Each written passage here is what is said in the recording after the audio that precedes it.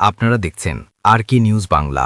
ঢাকা শহরের সিটি ফাংশনটা যদি আপনি দেখেন যে এখানে কিন্তু ডেন্স পপুলেশনের কারণে ঢাকা শহরে আমরা প্রচুর বিল্ডিং আমাদেরকে করতে হয়েছে, তারপর ঘনত্ব বেশি। তারপরে ঢাকা শহরে যদি আমরা আরেকটা ডিজাস্টারের বিষয় যদি আমরা করি, যে ঢাকা শহরে বিদ্যুতের লাইন, গ্যাসের লাইন আমরা যত্রতত্রভাবে আমাদের এটা গিয়েছে। তারপরে ঢাকা শহরের যে রাস্তাঘাট, আমরা আসলে একটা ভূমিকম্প হলে যেই ক্ষতি হবে, এর ক্ষতিটা কিন্তু নট অনলি ভূমিকম্পের ক্ষতি, এর সঙ্গে আলাদা কিন্তু যেই ফাংশনগুলো আছে এই ফাংশনগুলোও কিন্তু এর সঙ্গে জড়িত। তো সেই জিনিসটা যদি আমরা বিবেচনা করি, আসলে আমাদের ঢাকা শহরটা কিন্তু ওই জায়গাটায় এসে কিন্তু আমরা সবাই অরিড, কারণ একটা 8 মাত্রার ভূমিকম্প হয়ে ঢাকা শহরে ক্ষতি হবে বিষয়টা কিন্তু এমন নয়। আজকে যে 5.7 মাত্রার ভূমিকম্পটা হয়েছে বা এর চেয়ে যদি আরেকটু বেশি হয়, তাহলে আমাদের এই ঢাকা শহরে কতগুলো বিল্ডিং আছে যে আমার এই বিল্ডিংগুলো 6 মাত্রার ভূমিকম্প সহনীয়।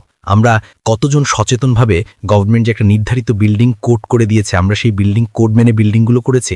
আমরা কি আমাদের এই নিয়মগুলো মেনেছি? আসলে এইগুলো যদি না মানি, ভূমিকম্প আপনাদেরকে আমি যেটা আগেই বললাম যে আসলে একটা 5.7 মাত্রার ভূমিকম্প কিন্তু আসলে ছোট ভূমিকম্প নয়। ঠিক আছে, নির্ভর করবে এর ক্ষয়ক্ষতি আমার স্ট্রাকচারগুলো আমি কিভাবে তৈরি করেছে।